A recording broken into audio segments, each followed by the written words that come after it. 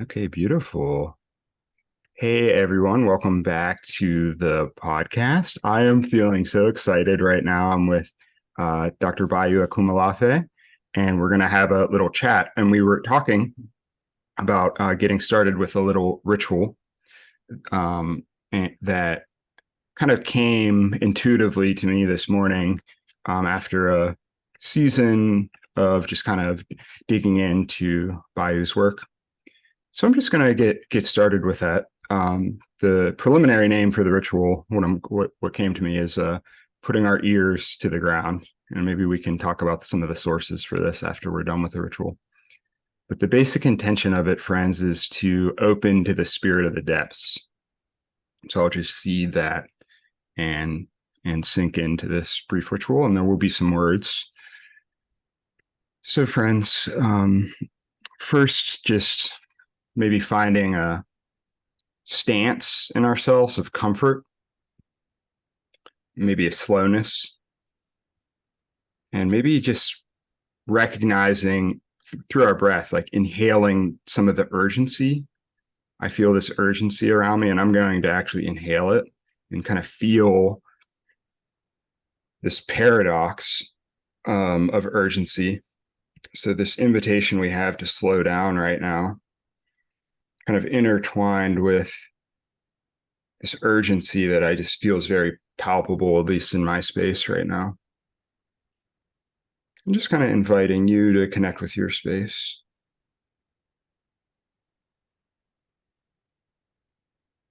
And there's this gesture we could do together as a community, which is maybe you see I'm gesturing with my ear. I'm putting my ear to the ground and just spending just a few moments here together with you and with Bayo to listen.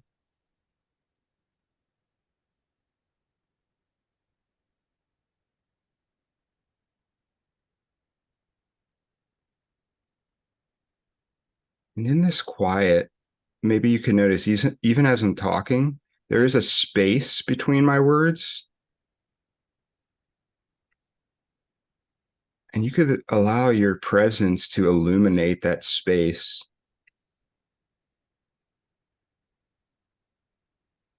And maybe even in the interview, we could try to listen with intention to the unsayable. And in these pauses, find that depth and the spirit that transcends spoken language. I'm going to try to let this silence speak now.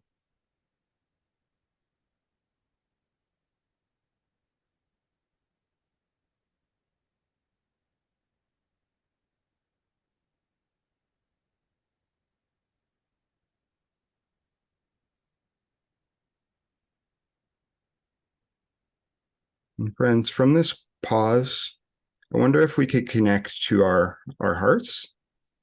And I'm connecting to the gratitude for Bayou's generosity in being with me. And I'm wondering if we could connect with one of his teachings that he's brought forth with this generosity to me about radical hospitality. And maybe we could bring that spirit in and invite the strange and invite the unknown and extraordinary. And if we dare, we can ask the spirit of the depths to welcome that into this conversation and maybe our lives. And just want to ask us to gently return to the space and say hi again to Bayou and ask what's here for you now. Well, being here with you, brother, is a joy and a blessing, and I'm thankful for that. When I dipped my head, I could hear the gentle humming of the air conditioning in my small office here, which is, of course, a cosmic event of some kind, because it reminds me of the the fact that we have electricity restored, and the city of Chennai, where I live in with my family, has just gone through a cyclone. Mm, Um, And the cyclonic, of course, is the repudiation of human mastery because it came in its wild monstrosity and passed through, and there was nothing we could do about it. The power of water, right? Mm. And of course, that speaks to larger events and larger flows. So my air conditioning and the sounds that it emits is the gentle reminder that we are not alone and that we're exceeded. Mm. And so that was a moment of pause and gratitude for me. Yeah. Yeah. Connecting with, yeah, the recognition that this power is back. The power of electricity Yes. has come back. Yes. Yeah. A humility of some sort. Yes. Yes.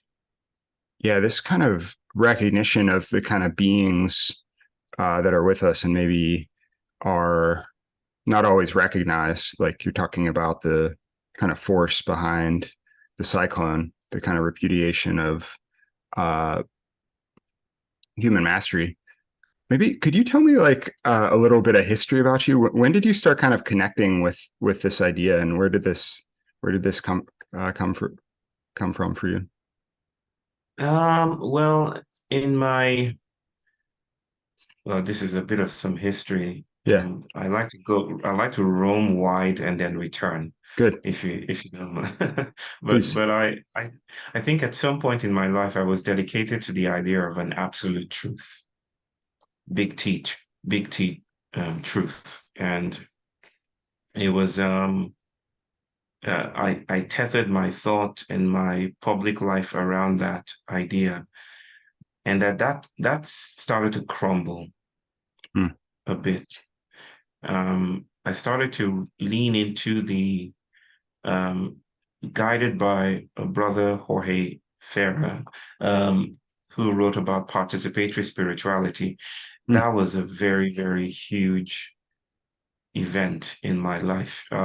Reading that work, devouring it, it was beautiful, and mm, I started to rethink truth as this arrival point and lean into mm, the performative, how it is that uh, a stalk, a plant growing, gestures towards the sun, but never quite arrives. It wants the sun, its entire body, and its stretching and its biology is a wanting. It's a wanting to mm, hold the sun, but it never really arrives there. Take it to one part of the room and it to return its direction towards the sun, um, towards sunlight, right? And I started to notice how the journey is itself the sacred, not the arrival. mm, And the journey is the sacred. Somewhere along those lines, I met very important people that would shape the course of my thought. Babalawas, thinkers, feminist writers, new materialist scholars, post-structuralist, post-humanist, animist thinkers. And they helped me think cybernetically, mm. you know, along with spider webs and algorithms and actor network theories and notions that make it very difficult for me right now, seated in front of you, to think about the human as the nexus of agency Mhm. or accountability, right? So I find it joyful, exhilarating, emancipatory, decolonial, liberating to think of worlds beyond the human and to actually think about the human as the concatenation or entanglement of multiple species and beings and becomings instead of the magisterial thing that is already made and already determined with pre-designated values. Yeah, Yes. yeah, yeah. So we're getting to learn a little bit about your history and the journey. Yeah, and kind of like, if I can use this word, like this deconstruction of uh, um, capital T truth, specifically with the recognition of just kind of relationality, right? Like there's all these beings, and um, yeah, it's pretty a big claim to think that like we could encapsulate all that from Yeah. like a brain or a social network. Yes. I'm curious. Yes. I'm curious what you think about philosophy and the pursuit of truth, like post.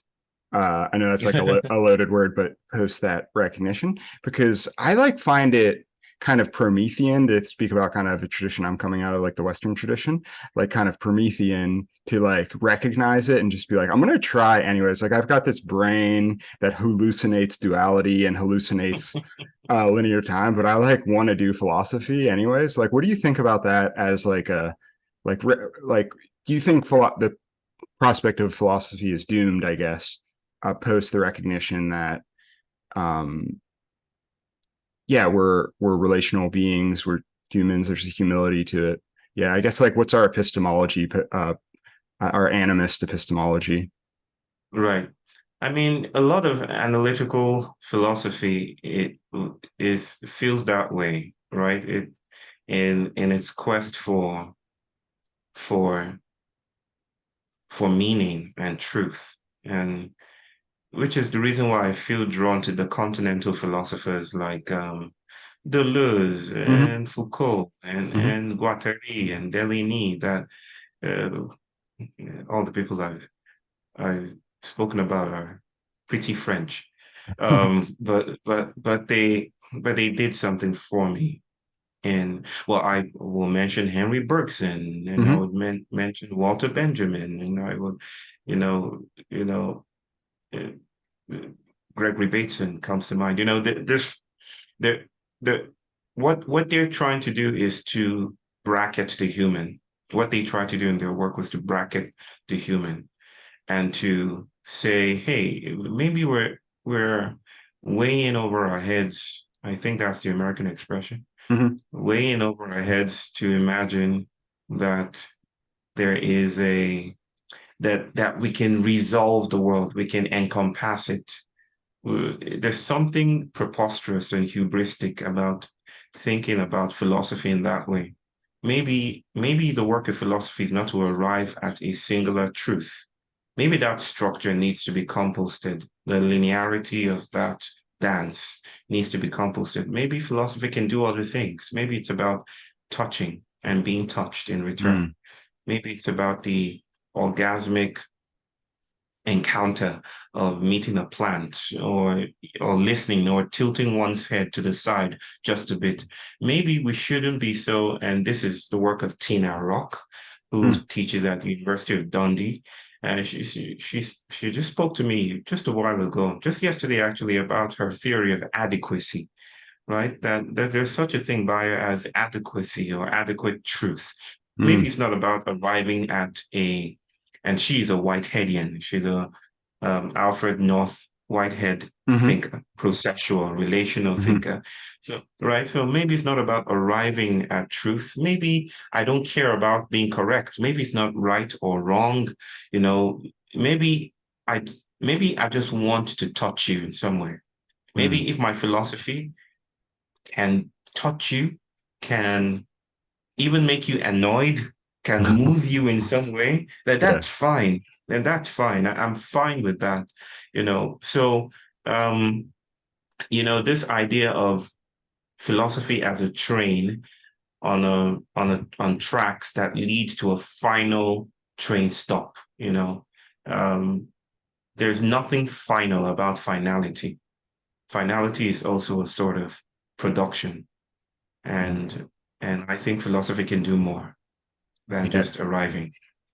Yeah, this both the image of arriving and this maybe this alternative or this other gesture of being touched. This is very very evocative for me, and I would like to eventually get into the non-human and maybe talk about my orchid or yeah, we've talked about hurricanes, cyclones, the non-human, but just for a second, sticking with the relationality between human beings. And so I'm working in therapy, so work as a therapist. And I think this is a very profound idea that you're bringing forth for our work. I know I've had a background in psychology, so I would like to maybe speak about this for a second. So I think about truth as meeting, as even in an interaction like this, whether it's in the realm of psychotherapy mediated through that economic relationship or just a meeting between two people, truth as being moved and being touched, I think it's like a really profound idea when we think of like a symptom, this register that's in kind of the discourse of my profession, Mhm. someone having a symptom, and that's the truth of them, that they are Right, right, right, I work with an addiction, like an addict, as opposed right. to being in the moment and hearing the desperation of feeling split in half, wanting to do one thing and do the other.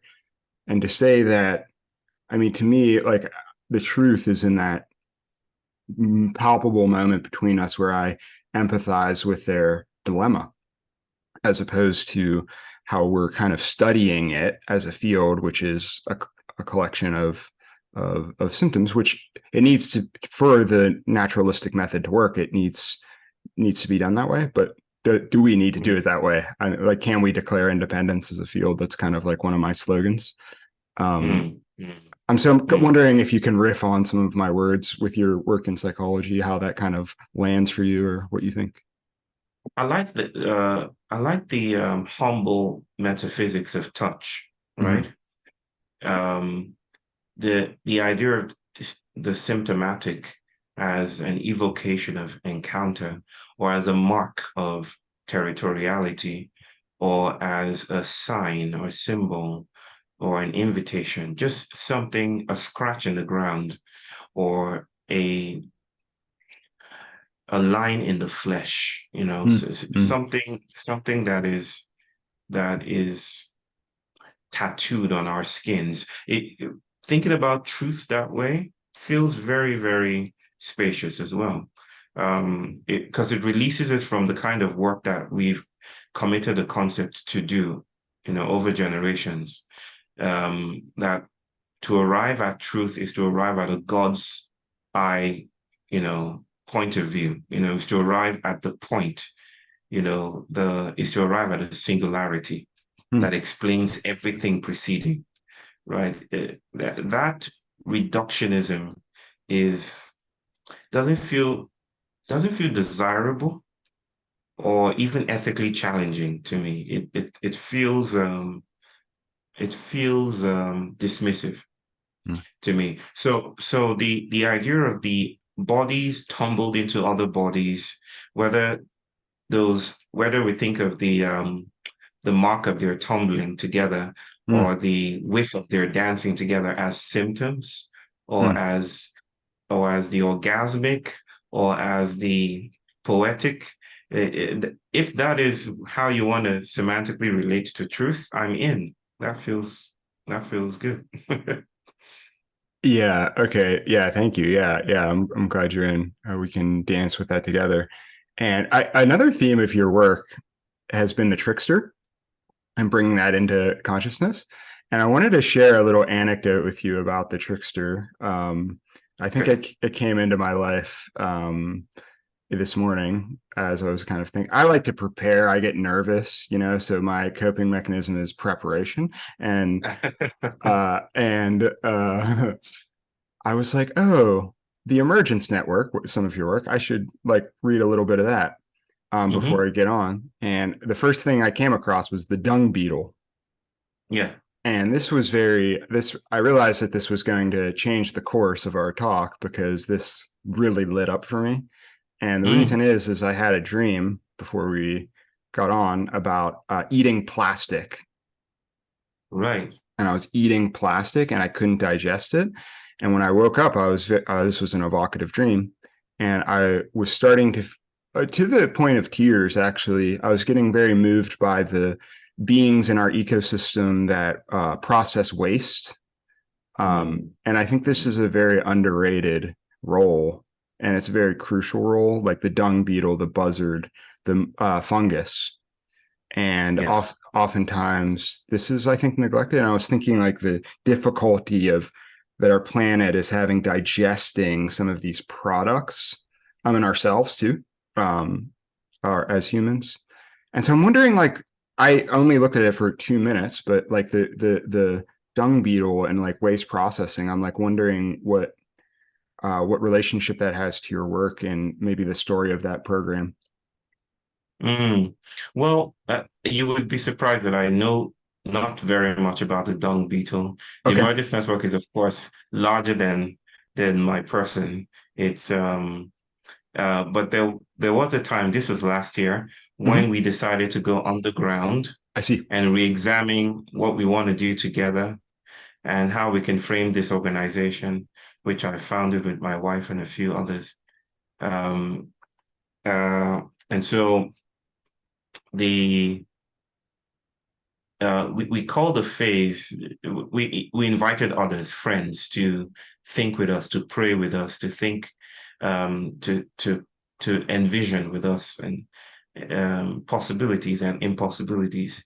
And then we call them dung beetles, Oh. right? It's like rolling rolling the thing, up the hill, and down the hill, rolling all the waste, but it's no longer waste in that paradigm. It's nourishing. It's actually biologically completing in a sense.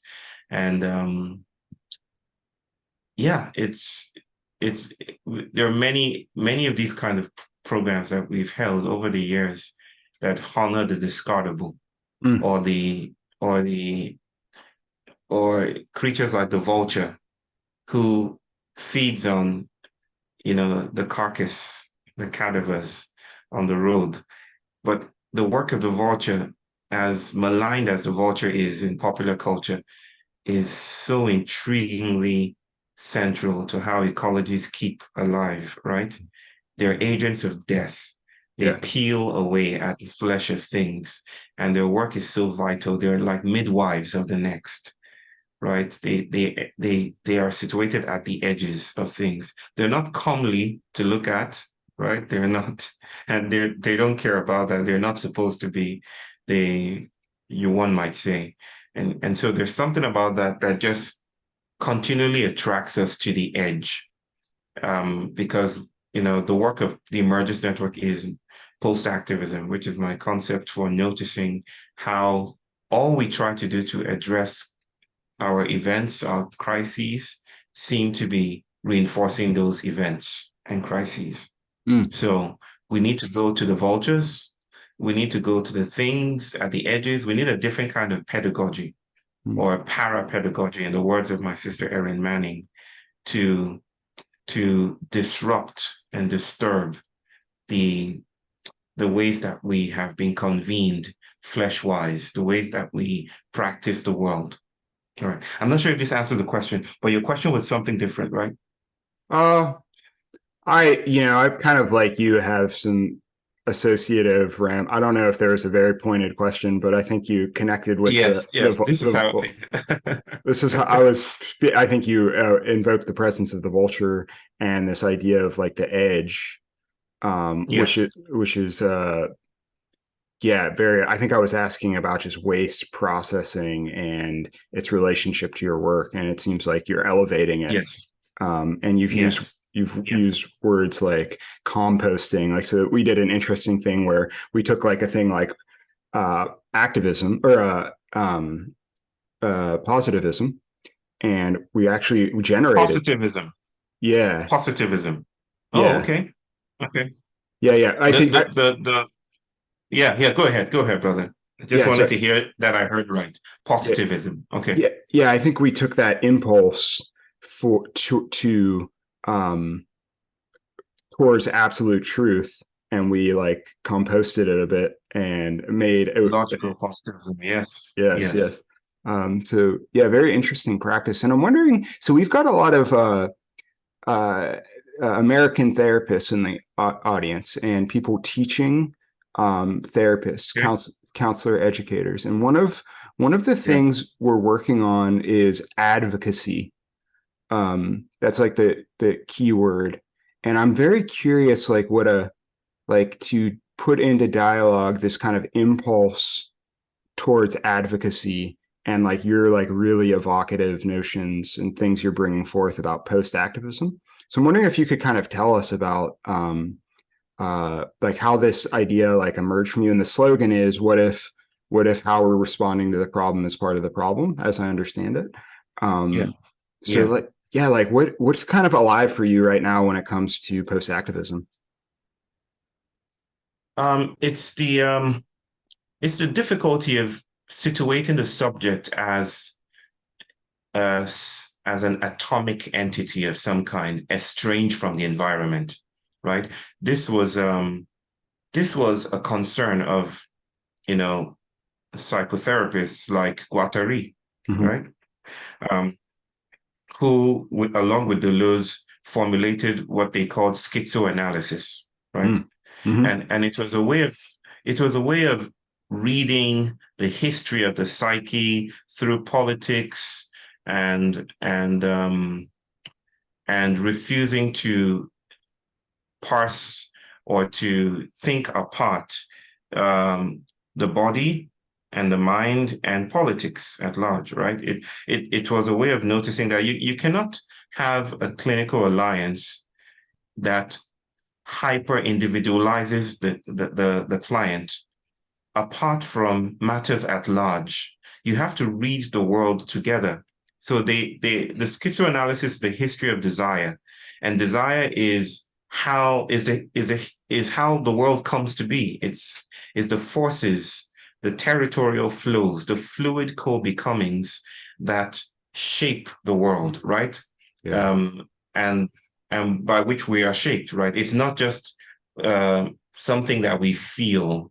It's how things move and are moved, right? So schizoanalysis wants to think about the history of desire and its tracings and follow it in new directions. Of course, they suggested that um, if the family could trap desire in particular ways. Of course, one of their most profound questions was like, why do we prefer our shackles?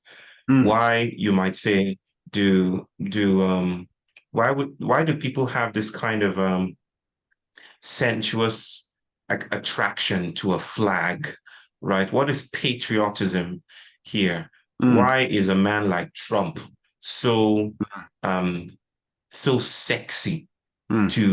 to people Yeah. that even if you present them with something that feels contradictory to their um deepest values, you're like, I'm going with Trump anyway, right? And this is I'm playing with ideas of entrapment here and how we become magnetized in certain ways. The same might apply for people on the political left in the United States. So what is happening here? And so this is how they thought about the world in terms of desire. And of course, this meant that we cannot practice therapy as this, not that we cannot do it, it's actually being done. Most of therapy in the United States is developmental Hmm. in its approach, and it tracks the individual. It is very individual based. It tracks the Yes. evolution of the individual. If there's something wrong with you, I trace your history back to your childhood, and I want to see your lines of development. Um, However, it's the client is no longer the linearity, the racetrack. The client is now the ecology. The client is a dung beetle. The client is politics. The client is Coca-Cola. The client is plastics. The client is the ocean. The client is rhizomatic. The client is no longer the thing that presents in a single session. The client is what also fails to show up. The client is a metaphysics of absence. So, what happens to therapy? What happens to how we show up then? Um, my explorations of post activism, um, and you wanted me to think post activism together with advocacy. So, one of the most generative things for me, it has to be thinking about the subject as a milieu, right? Mm. The subject is no longer the atom in the milieu.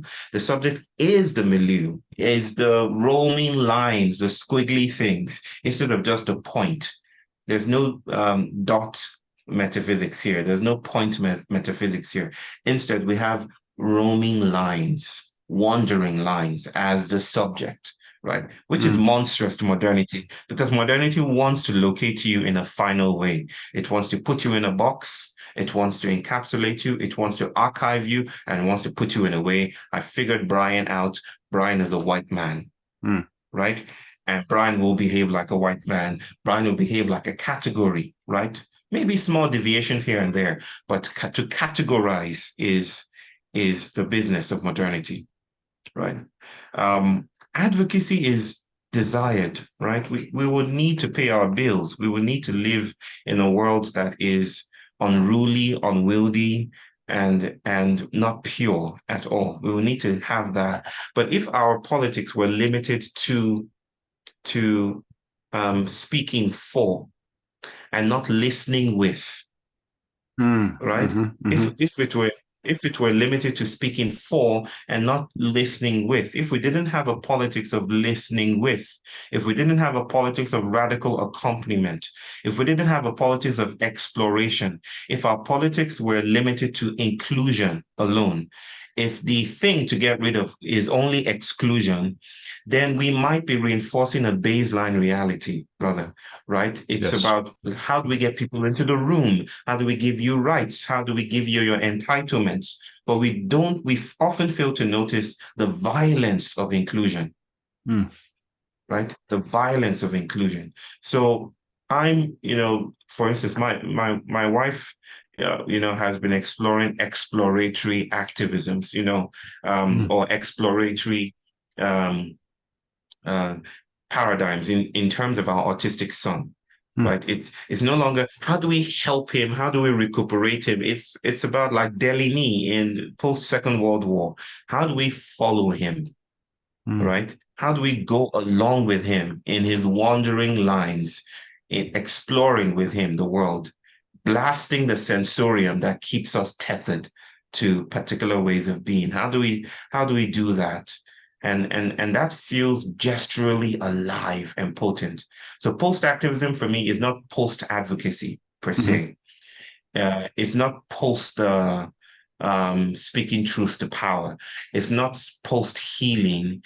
It is it is the non-legible interruption of grace that signals mm, discontinuities and hidden tensions in the ways that we frame advocacy, activism, justice, healing, and all these other things that feel morally recognizable and familiar. It is when ethics, which is the blood of morality, it is when ethics flows away and spills away from its instrumentality of maintaining the flesh of morality. It's when ethics does other kind of things, and then we want to follow that.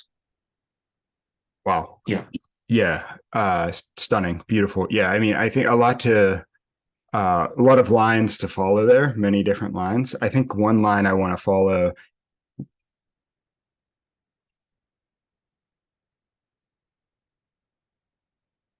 Hey there. It seems you had a break or something.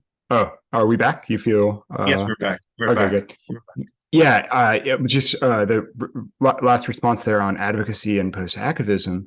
There's different lines I want to follow that are so intriguing. My desire is pulling me towards different ones, but I think the line I want to follow first is advocacy. The danger of speaking for instead of listening with. This was very evocative, and maybe in the spirit of schizo analysis, a little connection. And I must apologize to you in the audience. So I'm from Pittsburgh, Pennsylvania. So we have a very distinctive accent. And I, like you, am very attracted to continental French thinkers. But the uh, Guittari, the pronunciation, I must apologize to my French viewers. I will work on it, I promise. But It's fine. I'm yeah, sure. yeah, yeah, yeah. There is speaking of like truth as being touched. So being touched by Guittori's work, I'm actually touched by like an anecdote of his death and the clinic that was working with what we call in the West schizophrenic people, or I think dementia praecox at the time is what it was called. Um, Mm-hmm. um, the ritual and the mourning that clinic that had after his death, and just the Laborde? yeah Laborde? yeah, and how the yeah at the Laborde clinic, and how the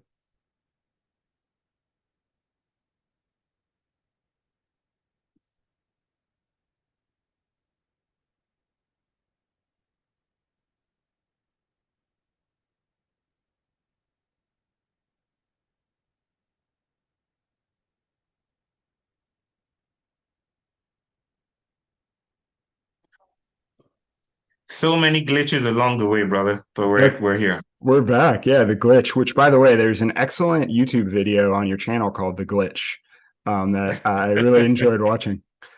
Yeah, but what I was just trying to express is like I was just very touched by, at a time where and there's still so much when it comes to this idea of speaking for and not listening with, there's so much stigma with mental illness that Guittari was so embedded in the 1960s. It's just such a radical thinker. Like literally, the joke we have this thing in the U.S. too: don't let the inmates run the asylum, and literally, like that was his work. Like the inmates must run the Yes, asylum, and it's yes, just yes. it's Yeah, so touching. I think as therapists and counselors who are interested in social justice, yeah, not reproducing in our advocacy uh yes, unbalanced. I think that is just an absolute vital point that I hope we can engage with when it comes to your work. And then, yes, yeah, I wanted to follow that line of just using Guittari as a great resource for this at a time where that yes. was not easy.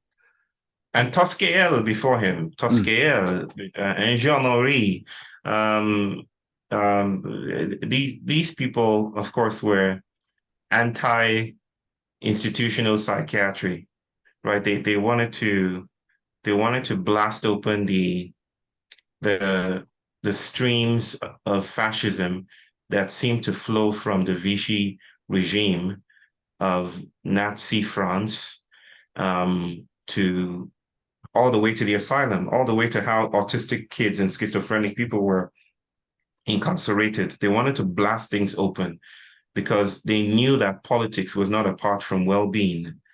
And like Jean-Henri would say, the hospital is ill.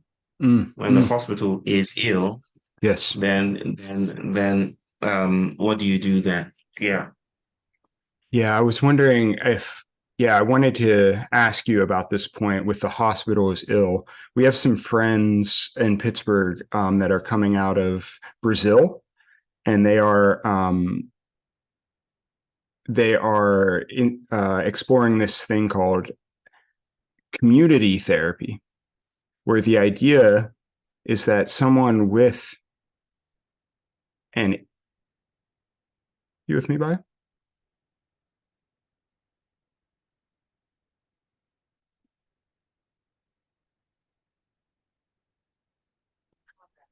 Can you hear hey, me, Brian? I can hear you. It's it seems we're having a very, I don't know if it's you or mine, yours or mine, but it seems we're having a very bad connection issue. The internet systems and electricity isn't really back to order, but Okay. we'll soldier on. I'm Yeah, not I sure if think that's the right, but we'll soldier on. yeah, we'll continue going. Yeah. And Yeah. yeah, no worries at all. I was just wondering, yeah, just connecting the energy shift.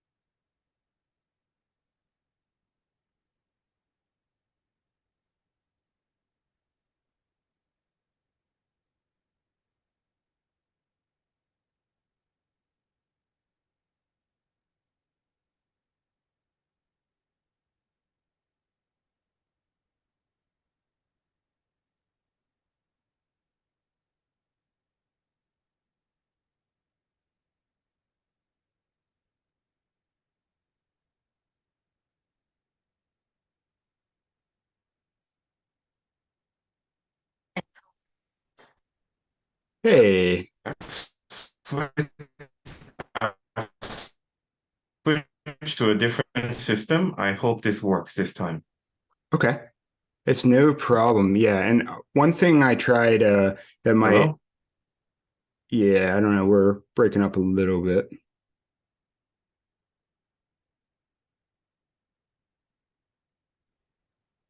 Hello? Hey, can you hear me, Bayo? Yes, I can hear you. Systems are very Yeah, I think we're having a bit of a glitchiness. Um,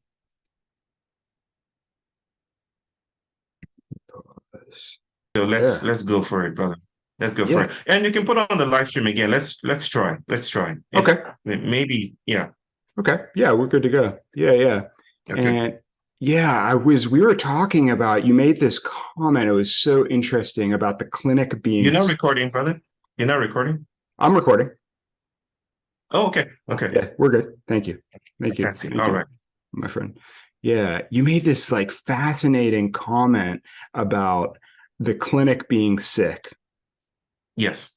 And I was reminding me of our friends from Brazil are coming to Pittsburgh and they're teaching us through their clinics, their community clinics. And they have this idea that has changed. Um, they're calling it integrative community therapy, is what they're teaching it to us as. If Okay. people want to look into that.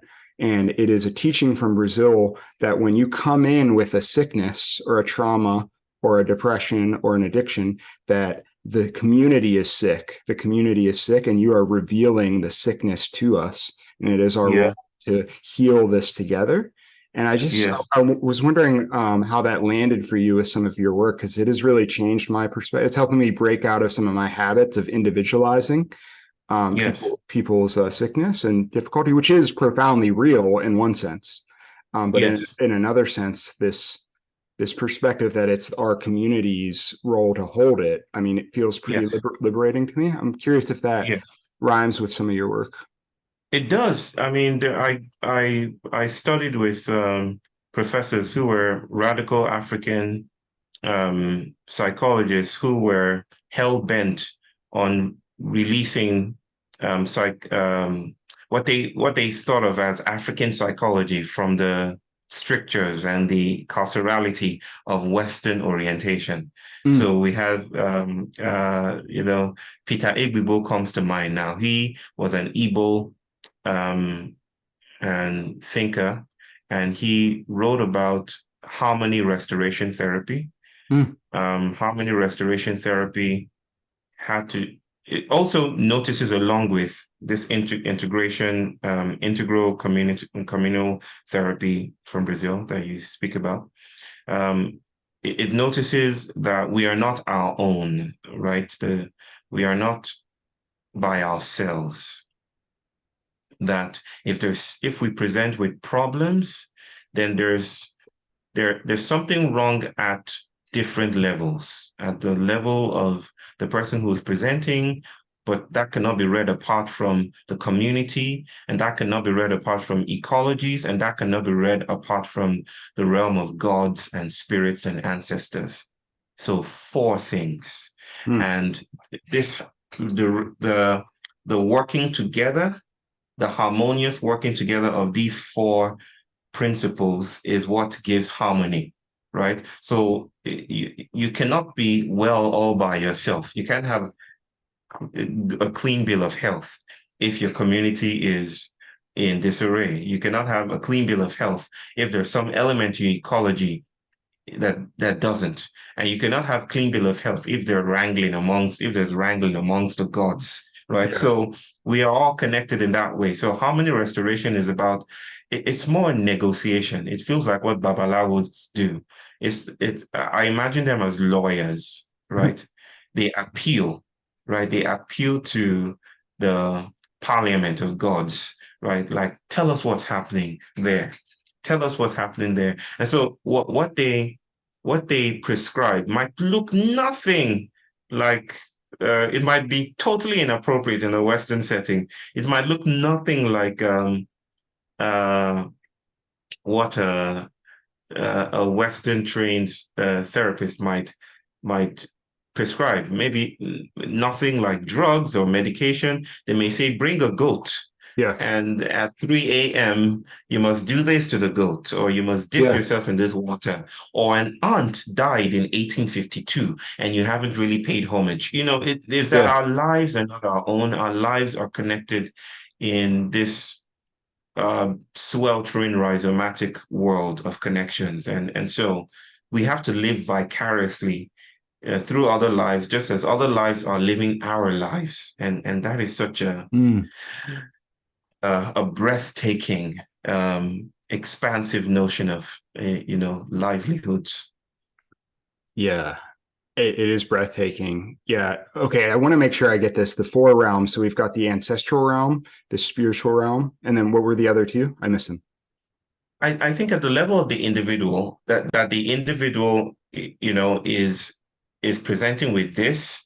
The personal is taken into consideration, but the personal is porous, right? So the personal is not a thing to itself. There's no gilded interiority here.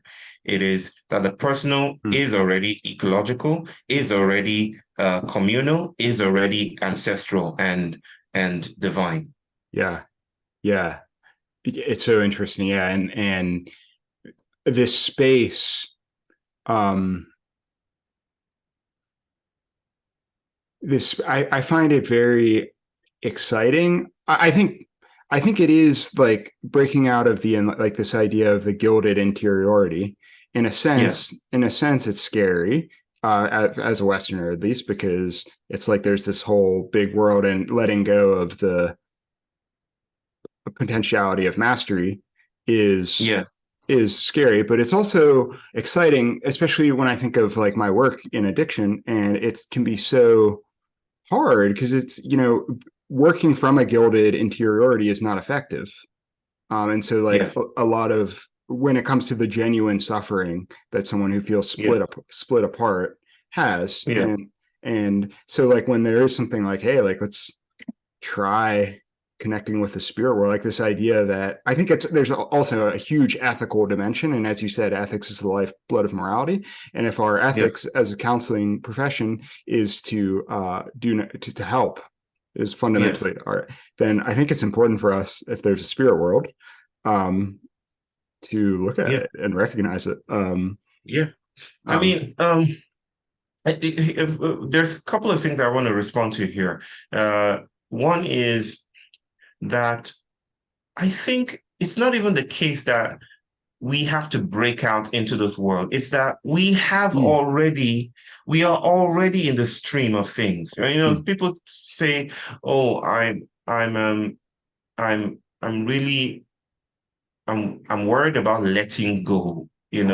I'm worried about surrendering to the world. How do I become entangled with the world?" And the question still comes from the presupposition that you are separate from it, exactly. right? That Yes. you have always been, and that the thing to do now is it's just like what Descartes said, about the mind and the body and what he was trying to do. He first worked with the idea that the mind and the body are different.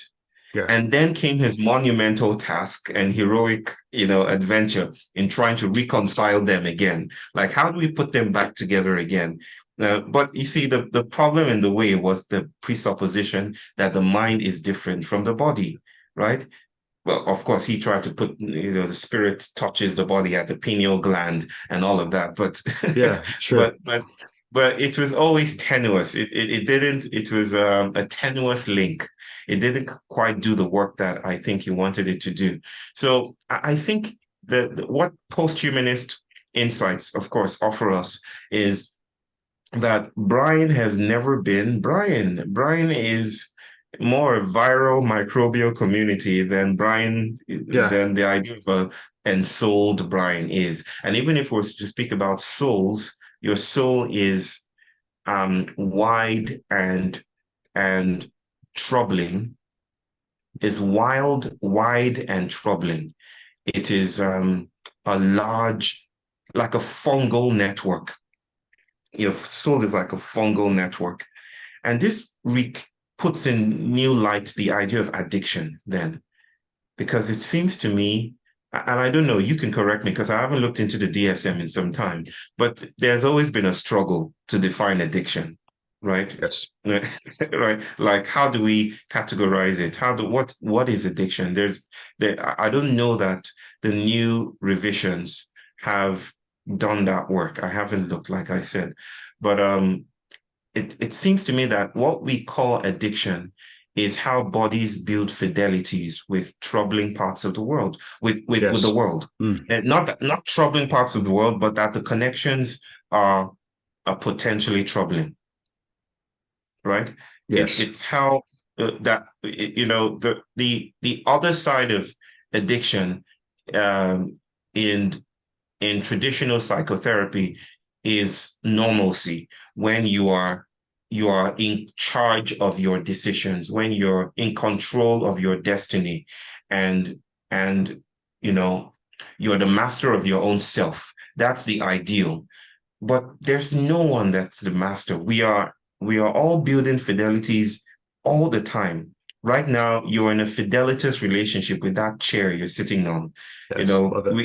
We don't just pathologize it as an addiction, right? And I'm not trying to reduce sitting on a chair to having some kind of substance related addiction, but I'm trying to trouble the idea of the independent self, right? The self of mastery. And if we trouble it so, what does that do to our stories of addiction? Yeah, it blows them up. I mean, it opens, like, this is exactly why I think it's so, your insights into this and the kind of insights you're bringing forth are so, they are exciting, I think, for psychotherapists, because it gives us more space, more, there's terms of like, and it feels more enabling. Um, um, affordances is a term. There's more Yes. Yeah. affordances. And Yes. it's like this idea of the addiction is speaking to us that this is not working, this system, or something isn't working. And if it's just the individual and we're intervening only at the level of like a craving or something, it's not going to work. Yes. Yes. Yes. Yes, brother. It's like it's not this person craving this. That already, starts, this is what I often say to people along the lines of what I forget the name of this person who says, we have to think along the lines of the I, the movements that precedes the I that moves. Hmm. The movement that precedes the I that moves. We start from the I, the Yeah. solitary self that makes moves, that moves the world, that moves things. But there's a movement, or Karen Barada put it this way, that if we begin from that I, we're already too late, Yes. you know. So it's not this person's cravings. We have to think about the toxic heap of bodies tumbled into other bodies and what those kinds of energetic assemblages co-produce, right? Hmm. It's like it's like what I often say, and this is tangential, but I think it's deeply related to what we're saying, that I don't know how to speak about the racist any longer. Hmm. Like, Hmm. oh, this is the racist. And I've always had Yeah. plans. I have a couple of writings to do before I get to this one. But I've wanted to write about, what's the word? I think my brain is slow this morning. But what's the analysis done after a person has died? What's it called again? Autopsy. Autopsy. So it's called the autopsy of a racist. Hmm. Um, and and and the whole essay was designed Hmm. to not focus on the body of the racist. We speak about the racist as if there's something pernicious and wicked and devilish inside the racist. And if only we can extricate it. Yeah. Like, of course, in practical terms, we're speaking about attitudinal predispositions and learnings and cultural habits and all of that. But of course, those things are not inside the person. This reductionism that puts it inside the person, that reduces the agonistic tensions of a force field and Yeah. puts it into the individual, feels, deeply reductive. So I don't talk about the racist. Anytime I do, I'm speaking about an assemblage, right? I speak about racial assemblages like Alexander Weheliye. I'm speaking about how assemblages secrete those forces and agencies and emotions and predispositions instead of the individual that's bad, and we have to point fingers. So you're the racist, you do the work. And that's whiteness repeating itself. Yes. Wow. Yeah. Really helpful. I'm feeling like this energy of like support and encouragement from you, and it's for my project and for the work we're doing. And so I'm like really grateful for it. And we're coming close to the end of our session, and I just am so grateful again for the generosity of your time. If you can indulge me in one final just Yeah. provocation, and it's a process question, processing what we've been going through. And so I've been noticing, um, are you with me, Bayo? Yes, I'm right here. I'm right Okay, here. cool. Glitch or no glitch, I'm still Glitch on here. me. Yeah. I noticed there, I have been writing down these words. Like you have this, you are bringing forth these deep evocative expressions like ethics is the blood of morality, and things that will stick with me. And a good teacher of mine, Leonard Cohen, the great poet, says this thing where he says, "If I knew the place where good poems came from, I'd go there every day." And so, like, Mm. where can you talk about your process of like how, as I ask you things, these beautiful eruptions come forth and they just wash over me. So what is that like? Like how, what is happening for you? Can you reflect a little bit and tell us about that? Mm. You saved the hardest question for last. Yeah. Because if I were to tell you anything that feels remotely legible, I think I would be lying. Okay. That's fair. But the thing is, I feel I'm often overcome by this. I'm going to be brutally honest, okay? Yeah. I'm often overcome by this feeling of um,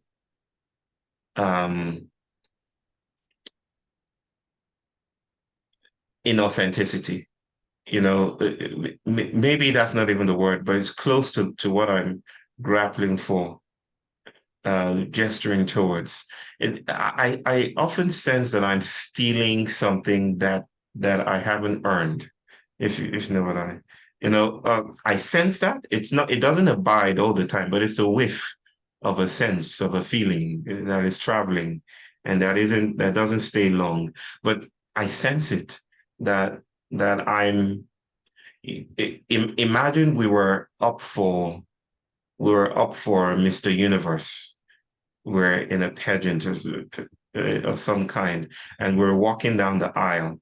And every time I stole backstage, and I and you just watched me, and then you followed me one day, and then you saw that I was dipping from a well of youth Mm, or something. I was drinking from well of youth. And if you ask me to explain that well and its mysterious powers, I wouldn't know how to do it. I often want to point out cultural trainings, but that doesn't seem adequate. I want to point out my readings, but that doesn't seem, I've not even done a lot of reading in this. That doesn't seem adequate.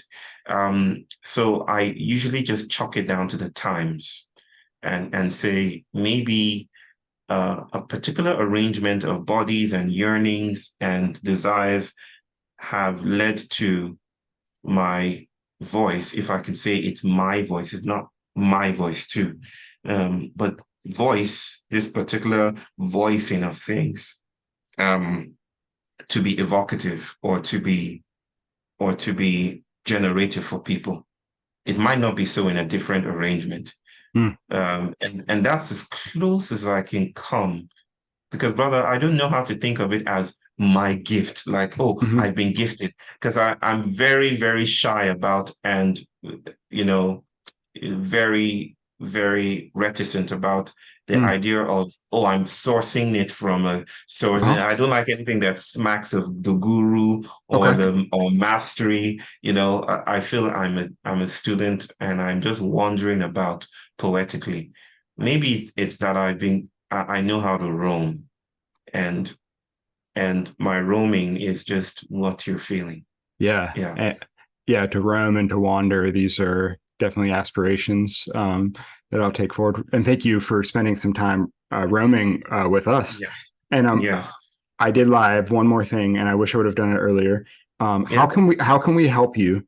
What can we as an audience, especially people who are here, who how can we help your work, and where can we go to plug in and support you? And I'll make sure to highlight this in anything that goes out too. But how can we help you? Well, we're two things I would say is the first seems like the lowest hanging fruit. It's go to the Emergence Network. We're trying to convene a different kind of politics in the world, um, and see how you support or but the second one is more vital. It's not low hanging at all, but it seems like the juiciest fruit, the one that the tree preserves as sacred. Um, and it would be keep tilting your head. Just keep tilting your head. Just keep doing that.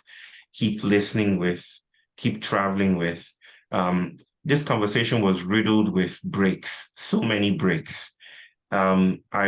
And glitches, right? And at some level, I'm grateful for that. I would invite people to lean into those glitches, not to trust the singular, continuous flow of eloquence, but to listen for the silences, the places where things don't add up, and maybe our conversation performed that beyond our intentions. So Yeah. leave them in some way and don't apologize for them. Let's not apologize for them. No. Actually, let's say this is a feast. The Yeah. place where it traipses off and everything turns dark. Oh, such Good. worlds and universes there. Yes. Yeah, we did ask for it at the beginning, so be careful what you Yeah. ask for. Yes. So Yeah. thank you, Bayu. I just really appreciate again your time and generosity, and we'll look forward to supporting your work in the future and maybe talking again. Thank you Thanks, very much, everyone. brother. Bye bye. Thank you. Thank you.